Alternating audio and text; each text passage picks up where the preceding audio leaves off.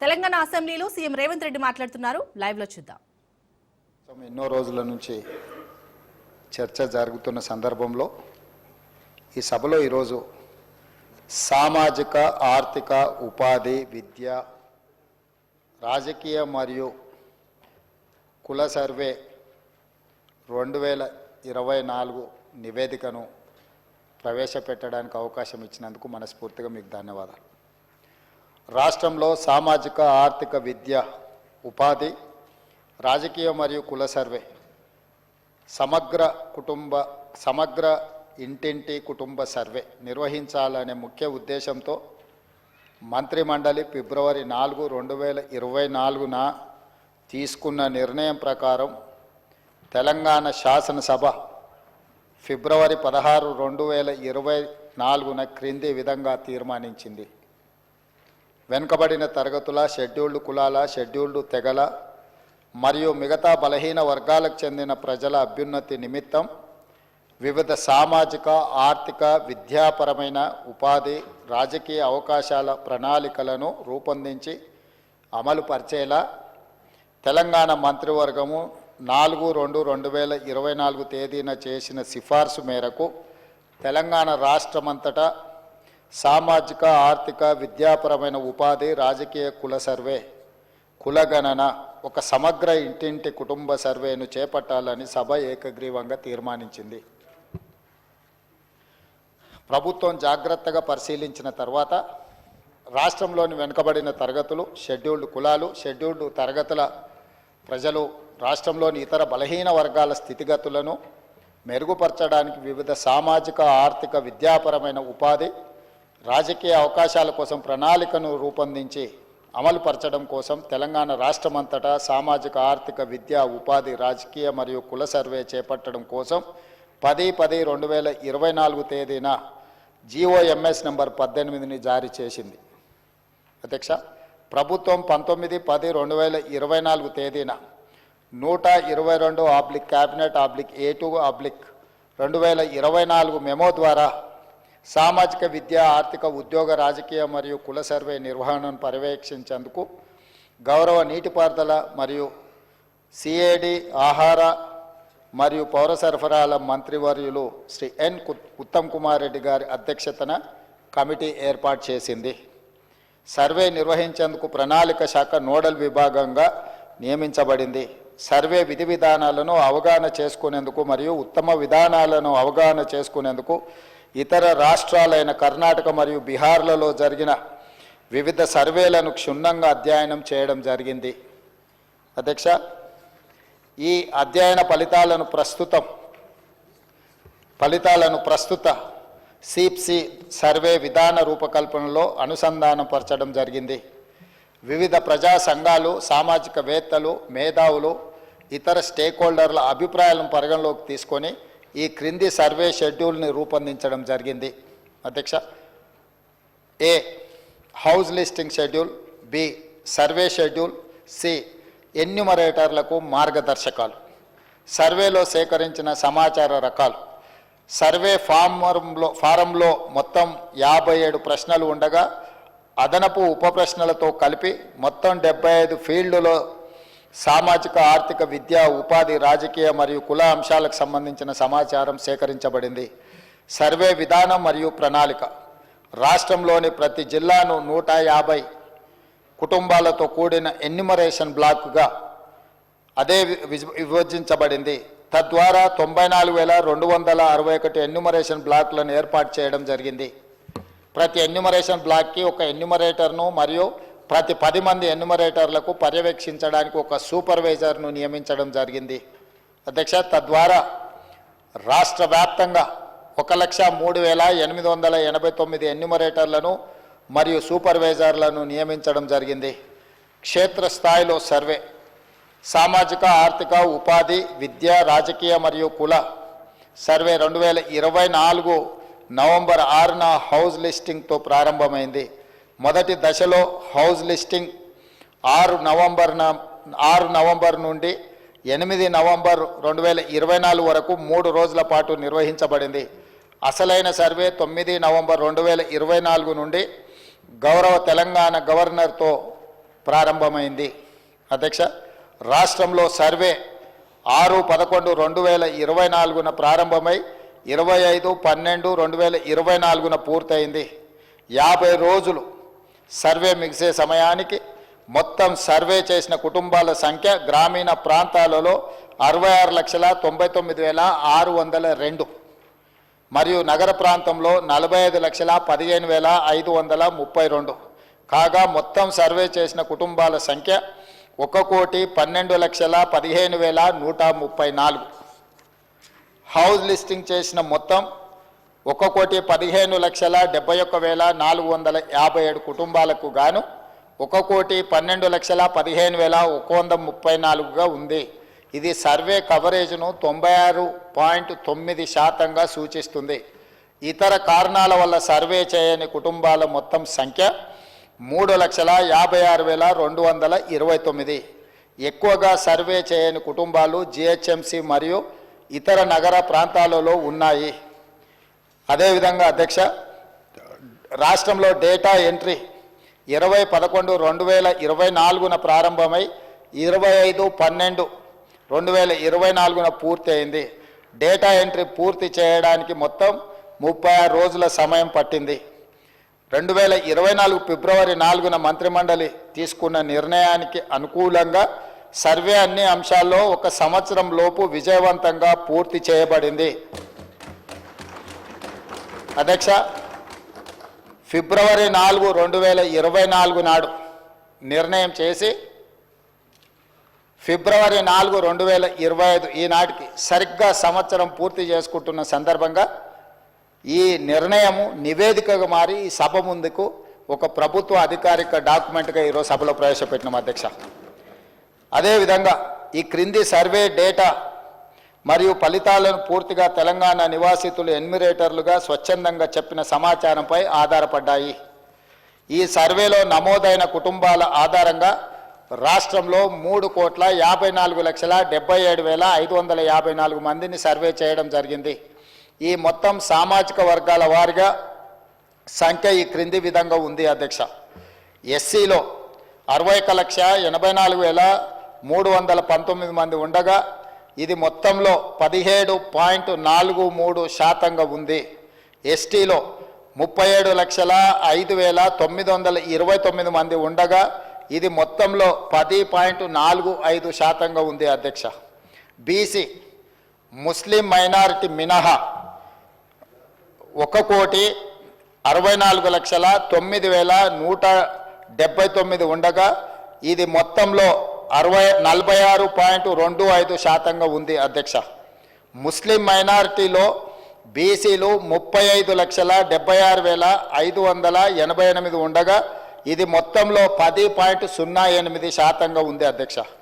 ముస్లిం మైనారిటీలో ఉన్న బీసీలను కలుపుకుంటే మన రాష్ట్రంలో మొత్తం బీసీలు 56.33% ఉంది అధ్యక్ష.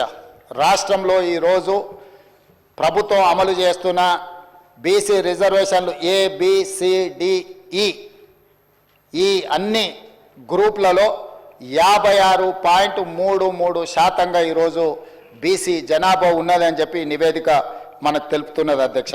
ముస్లిం మైనారిటీలో ఓసీలు 8,80,424 ఉండగా ఇది మొత్తంలో 2.48% ఉంది. ముస్లిం మైనారిటీలో మొత్తం 44,57,012 మంది ఉండగా ఈ మొత్తంలో 12.56% మైనారిటీ జనాభా ఉంది అధ్యక్ష. ఓసీలు 47,21,115 ముస్లిం మైనారిటీలు మినహా ఉండగా ఇది మొత్తంలో 13.31% ఉంది అధ్యక్ష.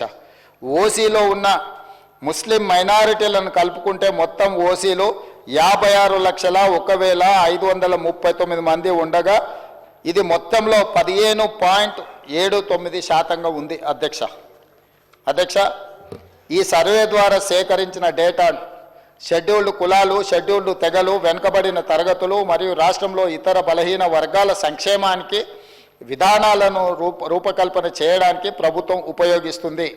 ఈ చర్య సమానత వృద్ధి పట్ల ప్రభుత్వ నిబద్ధతను మరియు తెలంగాణ ప్రజల భిన్న అవసరాలను తీర్చే పద్ధతిని ప్రతిబింబిస్తుంది. ఇది డేటా ఆధారిత సమగ్రత మరియు పారదర్శకత ప్రాతిపదిక నడిచే పాలనకు నూతన దశ ప్రారంభాన్ని సూచిస్తుంది. అధ్యక్ష తమరికి తెలుసు అధ్యక్ష, ఈ దేశంలో బలహీన వర్గాలు, అది హిందువులకు సంబంధించిన బలహీన వర్గాలు కావచ్చు, ముస్లిం మైనారిటీలలో ఉన్న బలహీన వర్గాలు కావచ్చు, మొదటి నుంచి కాంగ్రెస్ పార్టీ తెలంగాణ ప్రభుత్వం 50% పైగా జనాభా ఉన్నారని మనం వివిధ సందర్భాలలో చర్చించుకున్నాం, వివిధ సందర్భాలలో మాట్లాడుకుంటున్నాం. కానీ ఈ లెక్కలకు సహేతుకత కానీ ఒక పారదర్శకమైన ప్రభుత్వ పాలసీ డాక్యుమెంట్ కానీ లేకపోతే ప్రభుత్వం ఒక క్రమ పద్ధతిలో సేకరించిన సమాచారం కానీ లేకపోవడం వల్ల ఎవరికి వాళ్ళు ఏదో ఒక నెంబర్తో ఏదో ఒక చర్చల ద్వారా చర్చించుకున్నప్పుడు స్థానిక సంస్థల రిజర్వేషన్ల విషయంలో కావచ్చు, విద్యా ఉద్యోగ రిజర్వేషన్లు కావచ్చు, అమలు చేయాలన్నప్పుడల్లా కూడా న్యాయస్థానాలలో మనకు కొంత ఇబ్బందికరమైన పరిస్థితులు ఉన్నాయి.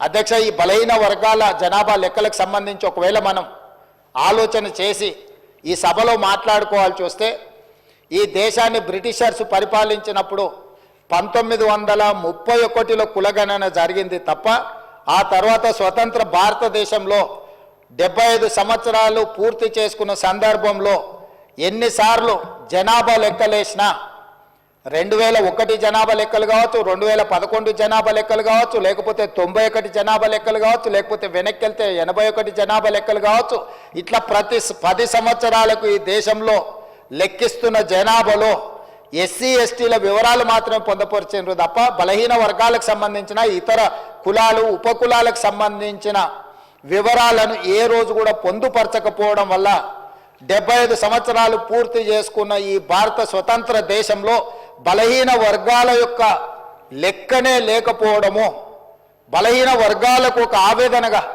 ఒక బాధగా మా హక్కులను కాలరాస్తుండ్రు, అసలు మమ్మల్ని మనుషులుగా కూడా మీరు గుర్తించడం లేదు, సమాజంలో జిత్తినే ఆబాది ఉత్తినే ఇస్సదారి అనే ఒక నినాదాన్ని నాయకుడు రాహుల్ గాంధీ గారు తీసుకోవడంతో వారు ఎన్నికల సందర్భంగా భారత్ జోడో యాత్రలో భాగంగా ఈ దేశ ప్రజలకు ఒక మాట ఇచ్చారు. కేంద్ర ప్రభుత్వాన్ని డిమాండ్ చేసిండ్రు. వారు కేంద్ర ప్రభుత్వం జనాభా లెక్కలు సేకరించినప్పుడు కులాల ప్రాతిపదికన కూడా జనాభాను సేకరించాలి, తద్వారా ప్రభుత్వం కేటాయిస్తున్న నిధుల విషయంలో కావచ్చు, నియమిస్తున్న ఉద్యోగాల విషయంలో కావచ్చు, ఆర్థిక రాజకీయ ఉపాధి ఉద్యోగ అవకాశాలలో వాళ్లకు సరైన న్యాయం చేయాలి. కాబట్టి దీన్ని ప్రభుత్వము ముందుకు తీసుకువెళ్ళాలి, ప్రభుత్వం పాటించాలి అని డిమాండ్ చేసిండ్రు. కానీ కేంద్ర ప్రభుత్వం ముందుకు రాలేదు. అయితే వారు ఆ రోజు ఈ తెలంగాణ రాష్ట్రంలో తమరికి తెలుసు, మహబూబ్ నగర్ జిల్లాలో మక్తల్ కృష్ణా నదిని దాటుతూ తెల్లవారుతుంటే రాహుల్ గాంధీ గారు తెలంగాణ రాష్ట్రంలో అడుగుపెట్టి 23 రోజులు మహారాష్ట్ర సరిహద్దుల్లో వారు మహారాష్ట్రకు వెళ్ళేటప్పుడు 23 రోజులు తెలంగాణ ప్రజలకు స్పష్టంగా చెప్పారు, తెలంగాణ రాష్ట్రంలో మా ప్రభుత్వాన్ని ఏర్పాటు చేయండి, నేను తెలంగాణ ప్రజలకు నేను మాట ఇస్తున్నా, మేము అధికారంలోకి వచ్చిన తర్వాత మా ప్రభుత్వం కులాల ప్రాతిపదికన జనాభా సేకరణ చేసి బలహీన వర్గాల లెక్క ఎంతుందో లెక్క తేల్చి వాళ్లకు రాజకీయంగా రిజర్వేషన్లు కల్పిస్తాం, ఉద్యోగ ఉపాధి రిజర్వేషన్లు కల్పించే బాధ్యత మేము తీసుకుంటాం. ఇది సమాజానికి ఎక్స్రే, ఈ ఎక్స్రే ద్వారా ఎవరు ఎంతమంది ఉన్నారో వాళ్ళకి ఎలాంటి ఆర్థిక రాజకీయ ప్రయోజనాలను చేకూర్చాలో మేము చేస్తామని వారు చెప్పారు. అందుకే డిసెంబర్ 7, 2023 నాడు మనం అధికారం చేపట్టి అధికారంలోకి వచ్చిన తర్వాత ఎంబడే ఫిబ్రవరి 4 నాడు 2024 నాడు మంత్రివర్గంలో ఆమోదం చేసి ఫిబ్రవరి 6, 2024 నాడు సహచర మంత్రివర్గ సభ్యులు పొన్నం ప్రభాకర్ గారు ఇదే సభలో తమరి అనుమతితో తీర్మానాన్ని ప్రవేశపెట్టినము. ఆ తర్వాత పార్లమెంటు ఎన్నికలు 5-6 నెలలు ఈ ప్రక్రియకు పార్లమెంట్ ఎన్నికల వల్ల విఘాతం కలిగింది.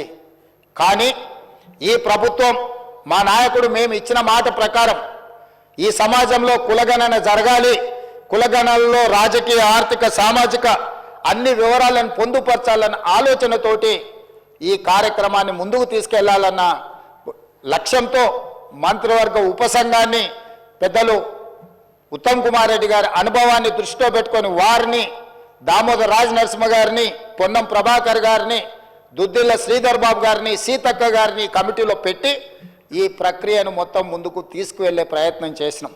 ఈ ప్రక్రియలో భాగంగా బీహార్, అంతకుముందు కర్ణాటక రాష్ట్రాలు ఈ ప్రక్రియను చేపట్టి బీహార్ తీసుకొచ్చిన ఈ వివరాలను కోర్టులు కూడా వాటి మీద స్టే ఇవ్వడంతో తప్పిదం జరగొద్దు, ఇది పక్కడ్బందీగా ఉండాలి అని చెప్పి అధికారులను ఆయా రాష్ట్రాలకు పంపించినాం అధ్యక్ష.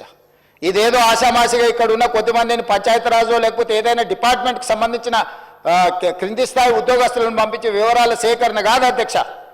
ఈ దేశంలోనే, ఈ దేశానికి ఆదర్శంగా ఉండే ఒక దిక్సూచిగా మారాలని తెలంగాణ రాష్ట్ర ప్రభుత్వం ఇతర రాష్ట్రాలలో ఇట్లాంటి ప్రక్రియ చేపట్టి ఈ ప్రక్రియ న్యాయస్థానాల ముందు నిలవకపోవడం, ఈ ప్రక్రియ వల్ల జరిగిన నష్టాన్ని అంచనా వేయడానికి కూడా ఇతర రాష్ట్రాలకు అధికారులను పంపించి ఆయా రాష్ట్రాలలో జరిగిన పరిణామాలను మనమంతా కూడా ఒక స్టడీ చేసి అధికారుల నుంచి నివేదిక తెప్పించుకొని తద్వారా జనగణన ఏ విధంగా చేసిండ్రు, ఇతర రాష్ట్రాలలో కులగణన ఏ విధంగా నిర్వహించిండ్రు, వీటన్నిటిని పరిగణకు తీసుకొని పదే పదే ముఖ్యమంత్రి స్థాయిలో నేను, ప్లానింగ్ బోర్డు ఉప ముఖ్యమంత్రి గారు ఆర్థిక శాఖ కిందకు వస్తుంది వారు, అదేవిధంగా మా cabinet sub committee chairman Uttam Kumar Reddy గారు వివిధ సందర్భాలలో చీఫ్ సెక్రటరీ గారితో సహా 12 సార్లు సమావేశాలు పెట్టి సమీక్షలు చేసి అధికారులకు సూచనలు చేసి ఒక పక్కడ్బందీ ప్రణాళికతోటి ఏ విధంగా అయితే జనాభాను మనం లెక్కిస్తామో ఆ రకంగా మొట్టమొదట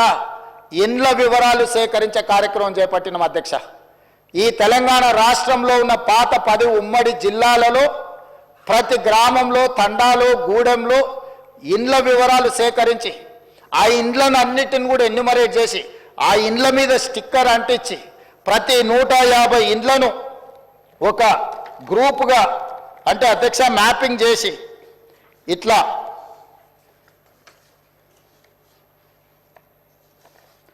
ప్రతి ఇంటిని కూడా ప్రతి ఇంటికి స్టిక్కర్ అంటించి ప్రతి 150 ఇండ్లను ఇట్లా మార్కింగ్ చేసి ఈ రకంగా 150 ఇండ్లను ఒక యూనిట్ కింద, ఒక బ్లాక్ కింద గుర్తించి ప్రతి యూనిట్ని ఈరోజు నేను ఇంతకుముందు చెప్పినట్టు 94,000 పైచిలకు యూనిట్లుగా గుర్తించి వీటి ప్రతి ఏరియాకు ఒక్కొక్క ఎన్యుమరేటర్ని ఇచ్చేసి ఈ 150 ఇండ్లను రోజుకు 8 నుంచి 10 కంటే ఎక్కువ చేయకూడదు. ఎందుకంటే 10 కంటే ఎక్కువ చేస్తే వాళ్ళు తొందరపాటులో హడావిడిగా చేయాలన్న నిర్ణయంతో వాళ్ళు తప్పర్లు జరగడానికి అవకాశం ఉంటుందని చెప్పి వివిధ డిపార్ట్మెంట్లకు సంబంధించిన వాళ్ళు, teachers, agriculture extension officers, Anganwadi teachers, IKP, ఏపీఎంలు, bill collectors and assistant bill collectors, ward officers, Indira Kranti పథకం book keepers, chairman, environment engineers, Panchayati Raj secretary, junior assistant, record assistant, typist, work inspector, ఇట్లా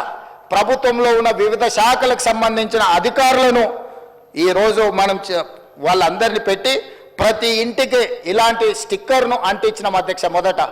మొదటి 3 రోజులు ఈ రాష్ట్రంలో ఉన్న అన్ని గృహాల యొక్క వివరాలను సేకరించి ఆ వివరాలన్నిటిని కూడా ప్రతి ఒక్కరి ఇంటికి ఇట్లా స్టిక్కర్ అంటించి ఫస్ట్ ఇండ్లను గుర్తించడం జరిగింది అధ్యక్ష.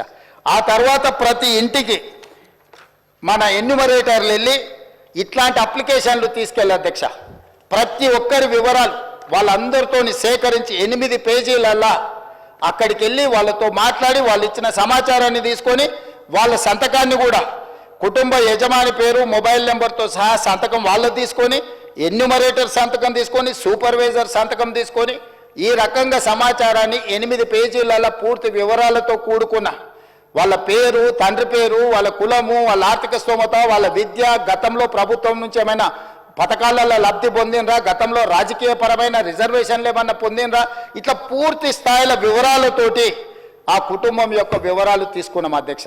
ఇవన్నీ మాన్యువల్గా సేకరించి 76,000 మంది డేటా ఎంట్రీ ఆపరేటర్స్ని పెట్టి ఏ ఎన్యుమరేటర్ అయితే 150 ఇండ్లకి వెళ్ళి చేసిండో అతనే డేటా ఎంట్రీ ఆపరేటర్ దగ్గర కూర్చొని ఒక్కొక్క పేజీ తీసి కంప్యూటరీకరణ చేపించి పూర్తిగా ఈ డేటానంతా కూడా 76,000 మంది డేటా ఎంట్రీ ఆపరేటర్లు 36 రోజులు కష్టపడి ఈ మొత్తం అంతా కూడా క్రోడీకరించింది అధ్యక్ష. ఈరోజు ఇంత పకడ్బందీగా ఇందులో ఉండే పని చేసే వాళ్ళకు కూడా ఉద్యోగస్తులకు కూడా వాళ్ళకు ఒక బుక్లెట్ అధ్యక్ష.